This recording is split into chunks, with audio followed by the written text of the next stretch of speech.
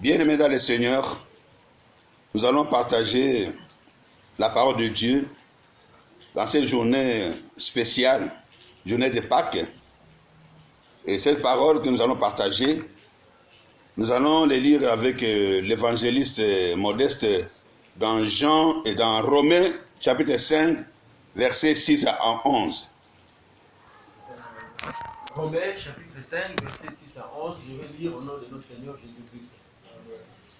Car lorsque nous étions encore sans forme, Christ, au temps marqué, est mort pour des impies. À peine mourrait-on pour un juste, quelqu'un peut-être mourrait-il pour un homme de bien. Mais Dieu prouve son amour envers nous, en ce que, lorsque nous étions encore des pécheurs, Christ est mort pour nous. À plus forte raison donc, maintenant que nous sommes justifiés par son sang, serons-nous sauvés par lui de la colère. Car si lorsque nous étions ennemis, nous avons été réconciliés avec Dieu par la mort de son Fils, à plus forte raison, étant réconciliés, serons-nous sauvés par sa vie. Et non seulement cela, mais encore, nous nous glorifions en Dieu par notre Seigneur Jésus-Christ, par qui maintenant nous avons obtenu la réconciliation. C'était la parole de Dieu. Amen. Bien-aimés dans le Seigneur, en écoutant cette parole, cela doit nous interpeller parce que cette parole parle premièrement de la mort de Jésus-Christ et deuxièmement parle de notre première condition. Lorsque nous parlons de première condition, nous voyons au verset 6, la Bible dit, lorsque nous étions encore sans force. Ça c'est très important, bien-aimés dans le Seigneur. La Bible, le verset 8 nous dit, lorsque nous étions encore des pécheurs. Le verset 10 nous dit, lorsque nous étions encore ennemis de Dieu. Voilà, bien-aimé, l'important de la Pâque.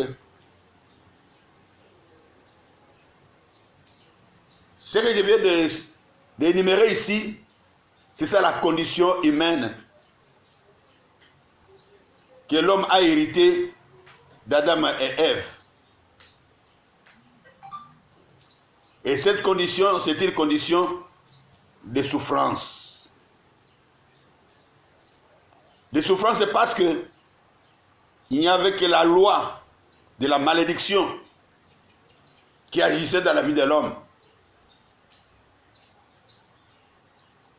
La loi de la malédiction et de condamnation. Mais la Bible déclare que Dieu, dans son amour, au verset 6, autant marqué par Dieu. Ah, bien-aimé. Christ, le Fils unique de Dieu, l'a envoyé,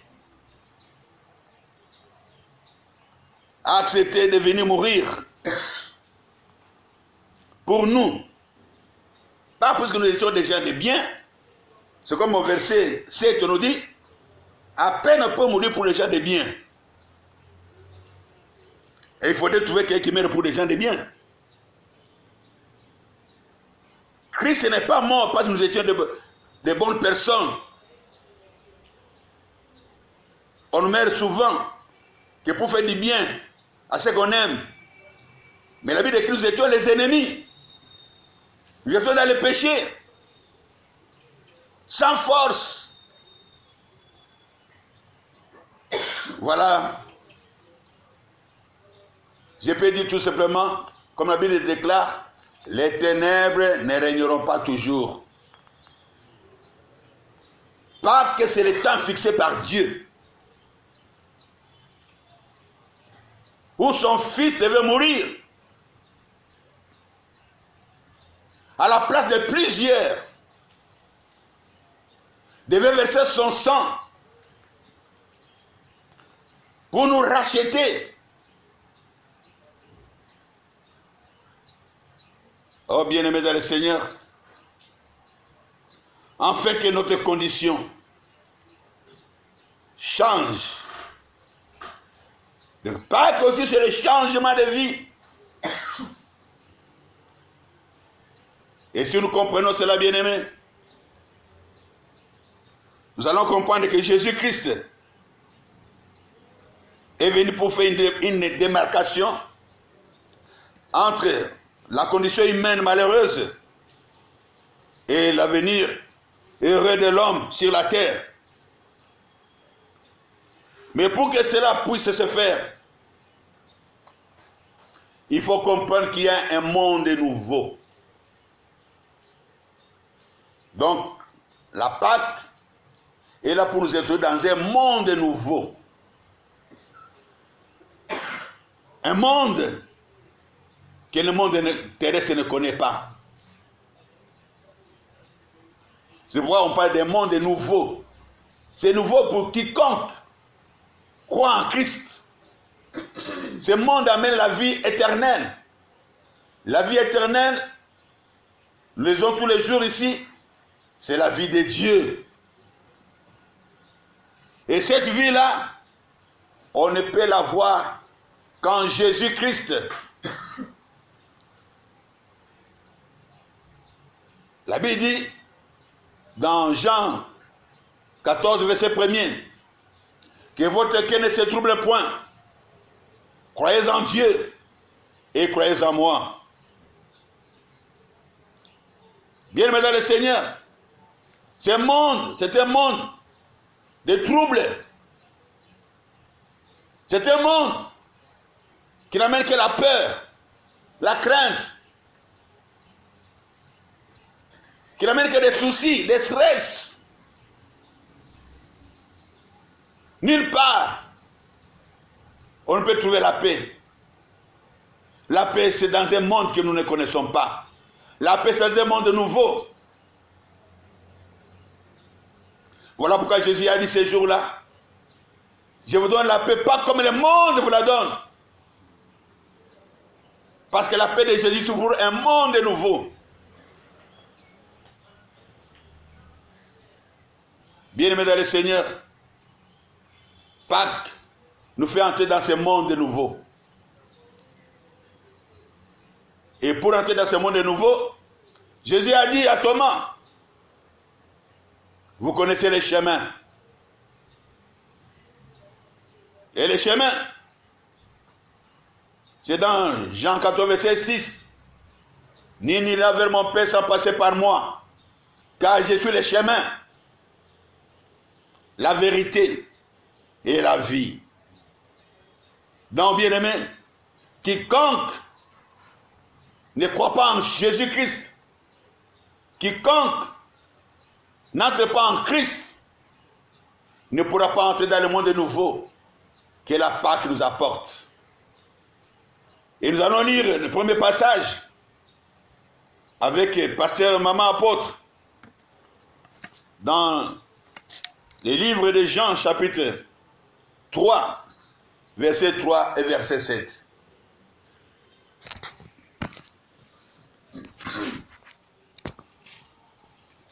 Jean 3, verset 3. Nous lisons au nom du Seigneur. Jésus lui répondit, oui, je te le déclare, c'est la vérité. Personne ne peut voir le royaume de Dieu s'il ne naît pas de nouveau. Verset 7. Ne sois pas étonné parce que je t'ai dit, il vous faut tous naître de nouveau. Ok. Bien-aimés dans le Seigneur, dans le français courant, dans 8 secondes plutôt, nous lisons, Jésus lui répondit, en vérité, je te l'ai dit, si un homme n'est né de nouveau, il ne peut voir le royaume de Dieu. 7. Ne t'étonne pas que je te l'ai dit, il faut que vous naissiez de nouveau. Jésus nous parle ici d'un royaume qui n'est pas terrestre. Et ça, c'est important. Mais pour connaître ces royaumes, il a fallu que Jésus-Christ meure et que Jésus ressuscite pour que les voiles se déchirent, pour qu'il y ait un accès libre vers le trône de Dieu, le trône de grâce. On dit approchons-nous avec assurance au trône de la grâce pour chercher secours dans nos besoins. Le royaume de Dieu, c'est un royaume qui amène la solution que le monde ne peut jamais donner, que les féticheurs ne peuvent jamais donner, que les marabouts ne peuvent jamais donner, que la famille ne peut jamais donner, que les médecins ne peuvent jamais donner. Mais la Pâque nous fait entrer dans ce monde nouveau, le royaume de Dieu, que tout le monde a droit à y entrer. Bien aimé dans le Seigneur, ça fait depuis 2000 ans que cette grande porte est ouverte. Le troisième jour où Jésus est sorti, libre et vainqueur de la mort, où sa gloire est éclatée, où Satan a été ridiculisé, où son pouvoir a été dépouillé. Et depuis ce jour-là, cette grande porte du royaume est grandement ouverte. Voilà pourquoi en lisant avec Pasteur Maman Apôtre, Matthieu chapitre 6, verset 33, nous allons comprendre la nécessité, la première des choses pour un enfant de Dieu par rapport à la vie que nous menons. Matthieu chapitre 6, verset 33, nous lisons au nom du Seigneur. Préoccupez-vous d'abord du royaume de Dieu et de la vie juste qu'il demande. Et Dieu vous accordera aussi tout le reste. Tu peux reprendre ta version, elle est très importante. Préoccupez-vous. Amen. Préoccupez-vous d'abord, bien aimé, préoccupez-vous d'abord. Continue, maman. Préoccupez-vous d'abord du royaume de Dieu et de la vie juste qu'il demande. Et de la vie juste qu'il demande. Continue. Et Dieu vous accordera aussi tout le reste. Tout ce dont vous avez besoin, Dieu va vous l'accorder, bien-aimé. Cherchez premièrement le royaume de Dieu et sa justice.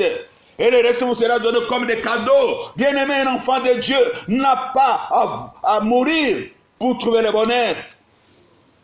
N'a pas à marcher comme les païens pour trouver le bonheur. Car la grâce et le bonheur vont t'accompagner tous les jours de ta vie dans ce monde nouveau. Dans ce monde nouveau, il y a un roi qu'on appelle le roi des rois, que David appelle éternel. Et David le qualifie mon berger.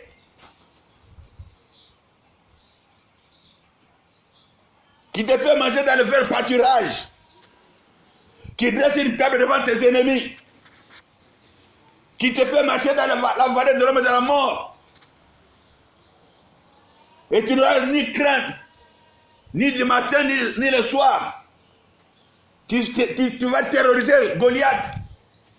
Tu vas terroriser la mer rouge. Tu vas terroriser les Philistins.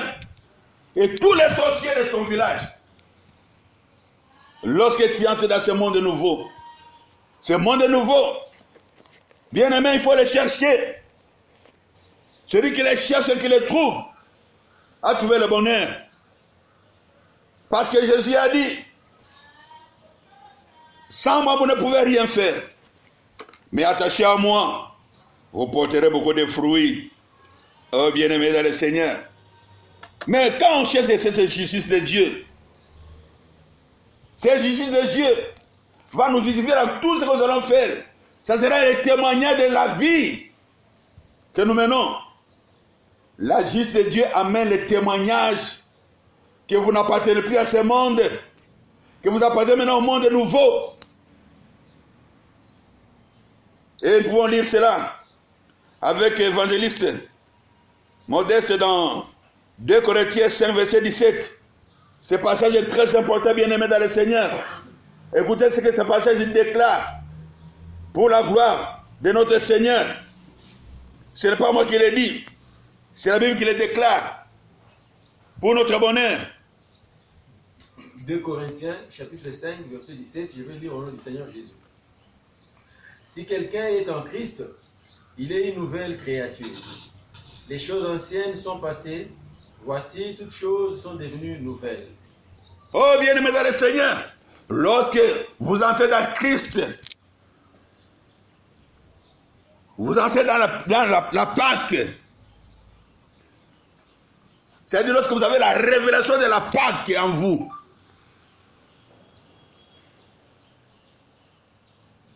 Lorsque Jésus-Christ est ressuscité en vous,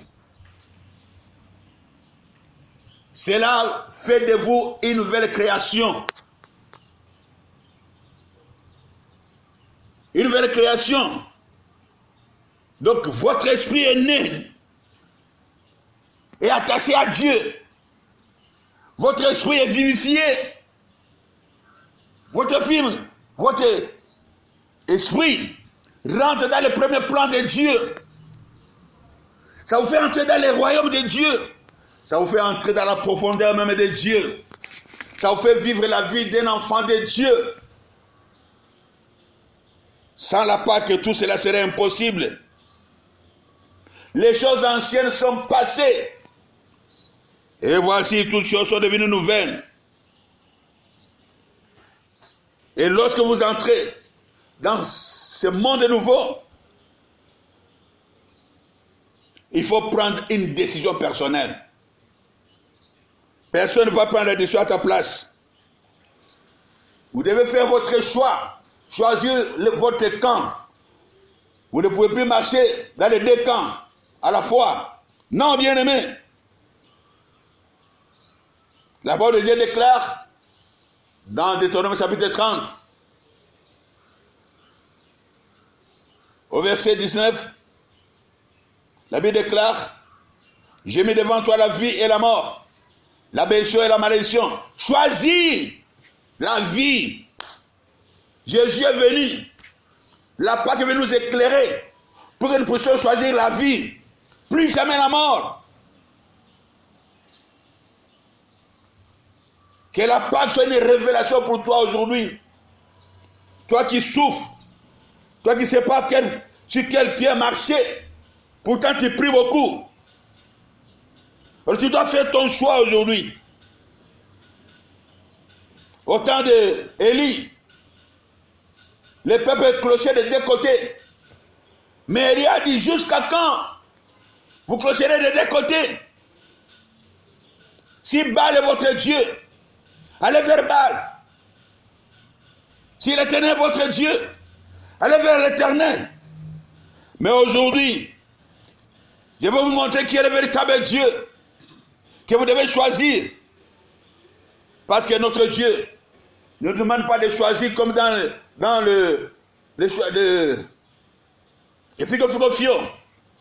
Comment on appelle ça en français? Dans les jeux de hasard. Non.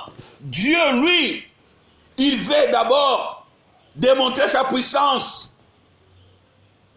Il veut d'abord montrer qui il est, son amour. Voilà pourquoi ce jour-là, il y avait une grande compétition provoquée par Élie. Il a dit: aujourd'hui vous verrez quel est le véritable Dieu. Le Dieu que j'ai pris. Et vous saurez si je suis son serviteur. Bien-aimés dans le Seigneur, à partir de ce jour-là, lorsqu'ils ont vu l'échec dans les camps de Dieu Baal, ils ont vu la démonstration de puissance à travers le feu céleste. Tout le monde a compris que le Dieu d'Élie, c'était le véritable Dieu. Oui, Jésus est venu. Il a démystifié Satan. La Bible déclare: il a déchiré l'acte d'ordonnance de nous condamner. Chose qui était impossible. Oui, c'était impossible de voir le feu consumer l'eau venant du ciel. C'était impossible de voir comment le feu d'Élie a consumé toutes choses. Et ces jours-là, ils ont compris que non, le Dieu d'Élie était le véritable Dieu. Jésus a fait de même, bien aimé dans le Seigneur. Il a livré Satan en spectacle pour que tu saches que la loi de la condamnation familiale, générationnelle, n'a plus de place dans ta vie. N'est-ce pas que la parole dit dans Romains 8, verset 1er? Il n'y a plus de condamnation pour ceux qui sont en Christ. Oh bien-aimé, il n'y a plus de condamnation, bien-aimé dans le Seigneur. Tu es un homme libre. Mais il faut prendre la décision d'entrer dans le monde nouveau. Il faut que la Pâque soit la vraie Pâque en toi. Parce que nous devons savoir, bien-aimé, quand nous prenons notre décision personnelle, il y aura des conséquences parce que nous avons compris qui est Jésus. Comme au temps d'Élie, tout le monde avait compris qui est le Dieu d'Élie. Aujourd'hui aussi, nous comprenons qui est le Dieu de Jésus-Christ, le Père Céleste.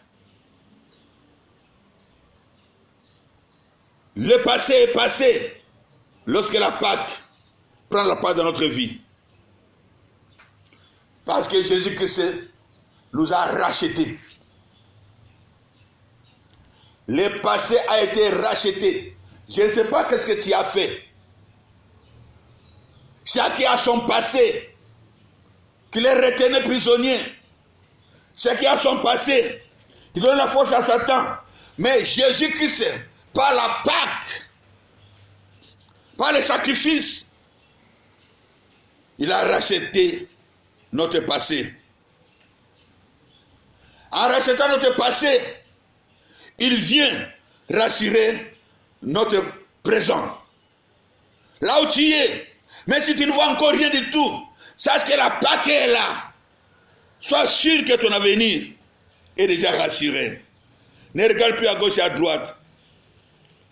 Toi qui n'as pas d'argent, l'argent appartient au royaume de Dieu. Toi qui es malade, sache qu'à la croix du mont Golgotha, il s'est chargé de toutes nos maladies, y compris coronavirus. Oh bien-aimé, sois rassuré pour ton avenir. Et je t'assure, la Pâque nous fait entrer dans le royaume où l'avenir de chacun de nous est déjà préparé. Toi prie seulement, toi adore seulement, toi marche seulement, car il y a un bonheur qui t'attend. Ce bonheur-là te sera accordé comme un cadeau. Tu comprendras en réalité, tu diras, est-ce que vous êtes en train de rêver? Et ça c'est moi? Bien-aimé, moi il m'arrive des fois de me pincer pour savoir si je suis moi ou c'est pas moi. Parce que lorsque la Pâque agit dans la vie d'un chrétien, c'est-à-dire que Jésus-Christ est resté dans cette vie-là, Jésus est la première place dans cette vie-là, Jésus est glorifié dans cette vie-là. Bien-aimés, ce sont des choses glorieuses qui vont descendre dans notre vie. L'ancienne vie est crucifiée. Je t'informe, si tu ne le savais pas, cette ancienne vie qui t'est culpabilisée, quand tu viens en Christ, cette vie-là est crucifiée à jamais. Et à partir de ce moment-là, tu ne marcheras plus par la vue. Tu vas commencer à marcher maintenant par la foi. Oh bien-aimé, tout le monde voit Goliath, un géant, pour terroriser tout le monde. Mais David le voyait comme un incirconcis. Oh bien-aimé, ta façon de voir va changer. Tout le monde voit coronavirus pour tuer les gens. Mais toi, tu vois coronavirus pour te pousser dans la prière. Oh bien-aimé, tu vas voir la main de Dieu partout. C'est très important, bien-aimé. Oui, j'ai béni le Seigneur. Parce que je vois beaucoup de gens qui ne priaient pas dans leur maison. Ils commencent à prier aujourd'hui. Mais si le coronavirus n'était pas venu, toi, chrétien, est-ce que tu allais prier chez toi à la maison? Toi, tu étais qu'un chrétien de dimanche. Maintenant, tu commences à prier à la maison. Gloire à Jésus. Tu as la façon maintenant de voir comme Dieu voit. Oh bien-aimé, avec la Pâque, nous avons dit que la condamnation est passée. Maintenant, c'est la libération. J'ai dit que tu es libre là où tu es. De choisir Jésus, de choisir ton avenir, de choisir la réussite, de choisir la vie nouvelle, bien-aimé. Il n'y a plus de condamnation, mais tu es libre.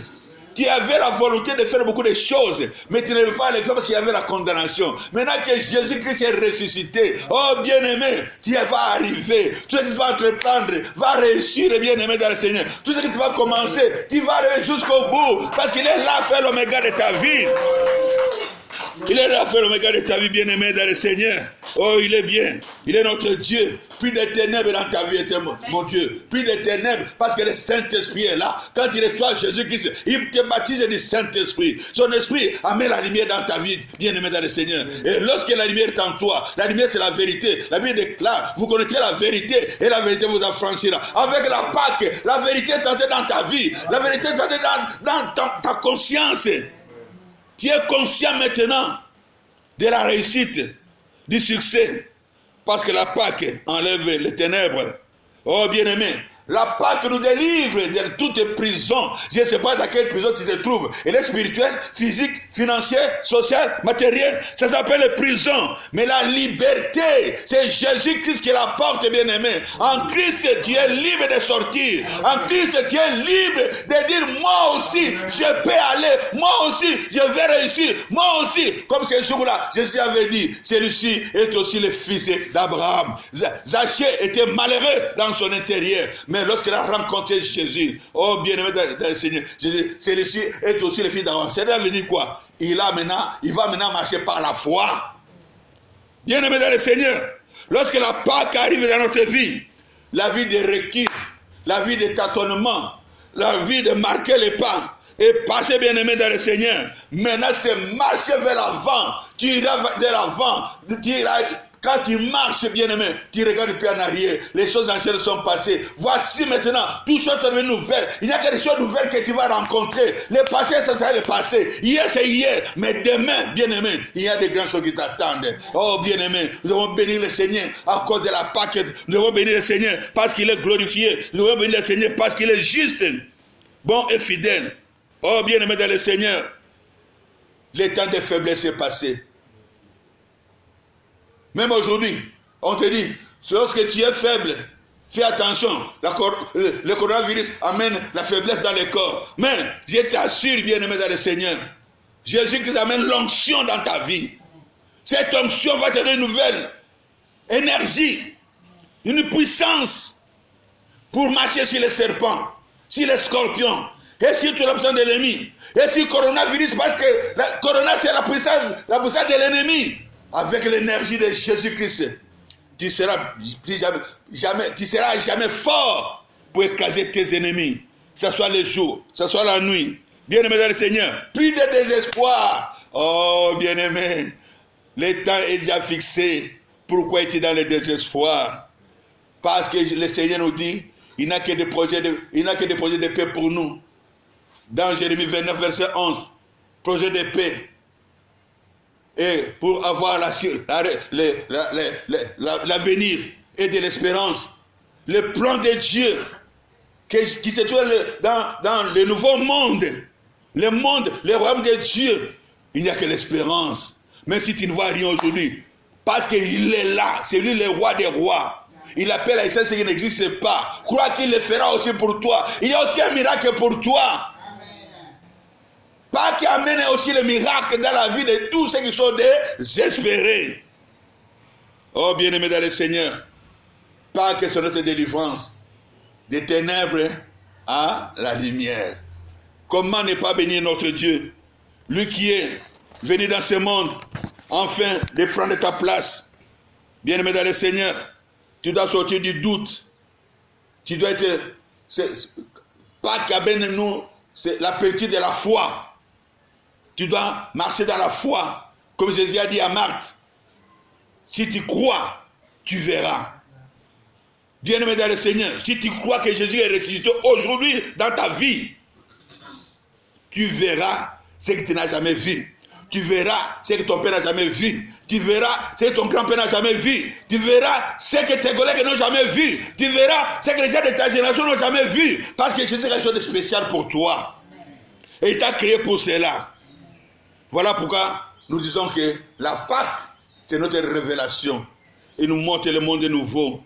Oh bien-aimés, les pensées négatives, les pensées impures, les pensées méchantes, négatives, toutes ces pensées-là n'ont plus de place dans l'enfant du royaume. Parce que toi et moi, nous sommes devenus les héritiers du royaume. Parce que la Pâque est là pour nous ouvrir la porte de ces royaumes-là, ces mondes nouveaux. Et toi et moi, bien-aimés, nous allons tous applaudir pour la Pâque dans nos vies. Applaudissons pour les rois des rois.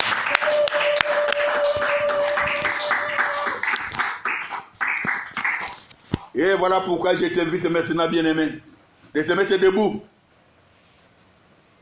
et de commencer à louer le Seigneur, à bénir le Seigneur pour la résurrection de Jésus-Christ. Nous allons louer le Seigneur parce que Jésus-Christ est ressuscité depuis